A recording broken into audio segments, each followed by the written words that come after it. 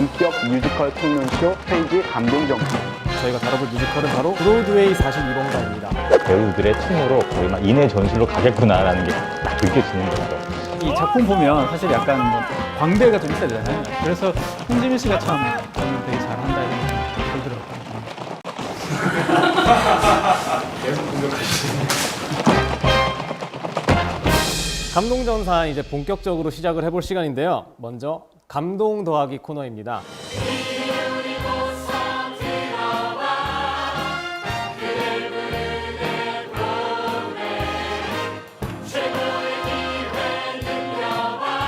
최수연 님이 남겨주신 리뷰입니다. 뮤지컬이기는 하지만 노래보다는 춤에 더 집중한 작품 같습니다. 공연이 전체적으로 굉장히 화려합니다. 무대 장치, 의상, 춤 모든 게 다 화려하기 때문에 앞자리보다는 2층이나 혹은 멀리서 보는 것이 무대 전체를 잘 볼 수 있다고 생각합니다.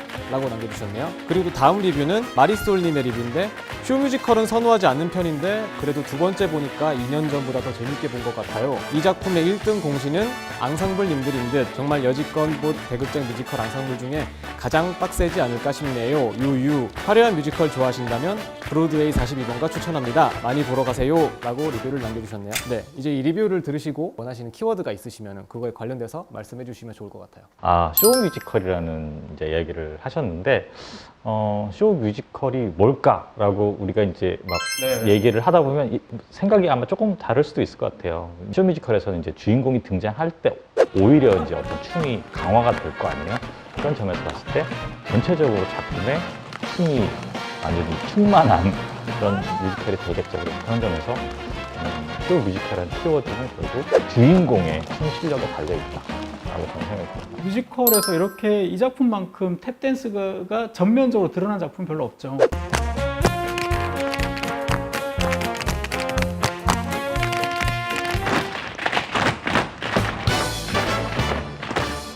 이 뮤지컬의 존재 이유는 이게 얼마나 예술적이냐, 얼마나 뭐 역사의 고증이 잘 돼, 이런 게 중요하지 않은 거예요. 얼만큼 잘 만든 문화 컨텐츠, 즉 상품이냐는 거죠. 그런 면에서 봤을 때 42번가는 제가 짐작컨대 그렇게 돈이 많이 안 들었을 것 같아요.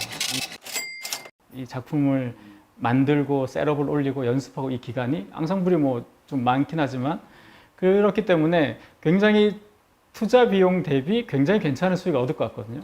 투자 비용 소득은 또 많이 네, 나오고 이게 엄밀하게 계산기를 두드려 보면 빅스타에 의존하지 않으면서도 그래도 굉장히 괜찮은 수익을 얻을 수 있고, 그리고 관객들로서도 굉장히 좋아하는, 영화로 치면 블록버스터 장르 같은 거 있잖아요. 그런 거에 속하기 때문에 아마 많은 관객들, 내가 어떤 작품을 좋아하든 상관없이 춤추고 이렇게 노래하고 이런 걸 그냥 좋아하시는 흥행, 또 우리는 또 흥행 민족이잖아요. 그렇기 때문에 이렇게 이 작품이 상대적으로 약간 어떤 평론가들은 뭐 만듦새가 없다, 뭐 스토리가 빈약하다, 뭐 이런 연극적 관점에서 보통 얘기하시잖아요. 근데 관객들이 즐거워하는 이유는 아마 거기 있는 거 아닌가 싶어요. 탭댄스가 솔로거나 듀엣에 자기의 기량들을 돋보이게 하는 춤이 많은데 여기서는 되게 동일하게 움직이는 것들이 중요해지는, 그리고 우리 프로덕션에서는 이 앙상블들이 굉장히 중요하기 때문에 그 마케팅적인 요소이기도 한데 뽑을 때 느신한 어떤 그 신체적인 조건이 필요해서 그 앙상블들의 조건이 170 이하는 아예 뽑지 않은 그랬다고 해요. 그렇게 뽑아야 다리 길이가 똑같아요. 뉴욕에서도 그 쇼를 근데 저 같은 비율의 사람도 있지 않을까요?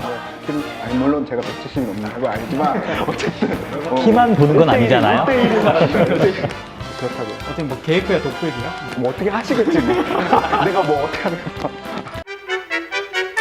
사실 그 당시에 굉장히 유행했던 것은 스윙 댄스예요. 사실은 탭 댄스보다는 이 대중들한테, 왜냐하면 경기가 안 좋고 침체되어 있을 때, 우리도 기억하실지 모르겠지만 IMF 때 가장 이 국민들의 애국가였던 노래는 말달리자였거든요. 크라잉넛의 말달리자가 완전 애국가였거든요. 그때는 그런 강한 비트의 리듬을 사람들이 뭔가 희망으로 느낀 것처럼, 당시에 물론 오버 더 레인보우 같은 그런 서정적인 곡도 있었지만 실질적으로 이 대중들한테 가장 유행했던 것은 스윙이었어요. 그러니까 스윙 댄스가 굉장히 화려하잖아요. 막 집어 던지고 날리고 막 이렇게 하잖아요. 근데 그 춤이 분명히 있는데도 그 춤을 쓰지 않고 탭 댄스를 썼다는 것도 굉장히 그런 면에서는 되게 영리한 선택이었던 것 같아요.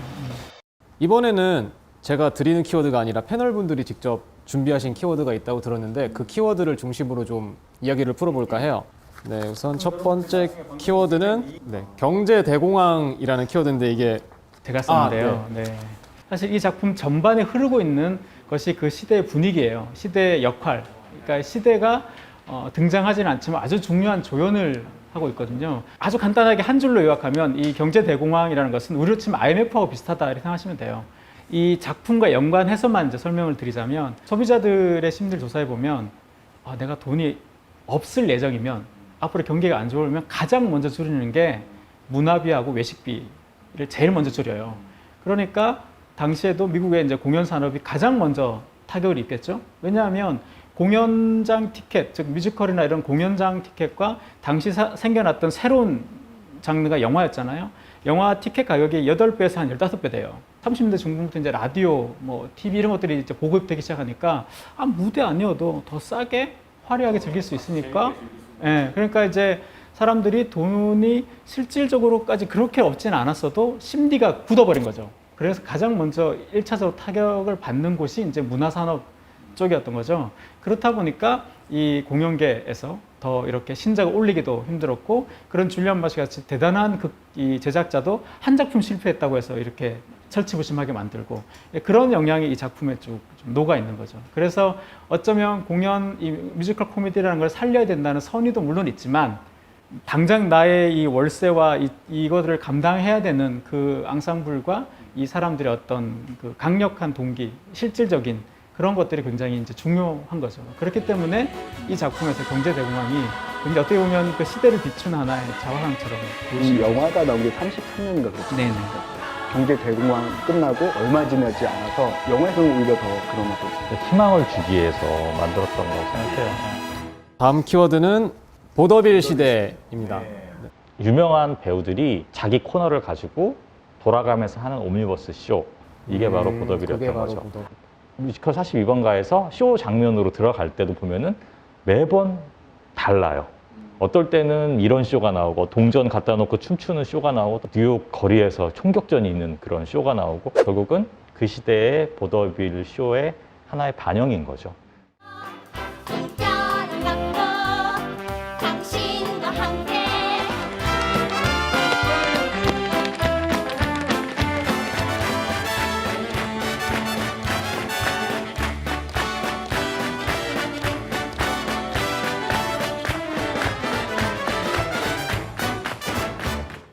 이번 이제 첫 회였는데 각자 이제 어떤 이 감동정산을 하시면서 이렇게 또 소감이나 이런 거 간단하게 좀 들어보고 싶은데 아무리 이런 얘기 많이 들어도 소용없어요. 사실 공연장 가서 작품 한 편 보기 더 훨씬 좋거든요. 그래서 이 방송을 보고 꼭 공연장으로 했으면 좋겠다. 이런 생각이 듭니다. 거기에 관련된 자료를 찾아보고 그런 대화에 동참하고 이런 것까지가 저는 온전한 뮤지컬 관람 프로세스라고 생각이 듭니다. 그래서 이런 기회를 통해서 이런 얘기가 앞으로도 좀 많이 해줬으면 좋겠습니다. 이게 사실은 1회가 아니라 영회라고 보시면 되고 여기에서 여차하면 없어지나요, 영? 영회라 하면 한번 해봤는데 안 된다, 접자. 그럴 수도 있고 많은 의견 주시고 많은 조언 주시면 거기에 기대에 걸맞게 발전하는 프로그램으로 만들겠습니다. 스테이지 감동정산 첫 회는 이제 이걸로 마무리 짓겠고요. 여러분 다음 화에서 찾아뵙도록 하겠습니다. 감사합니다.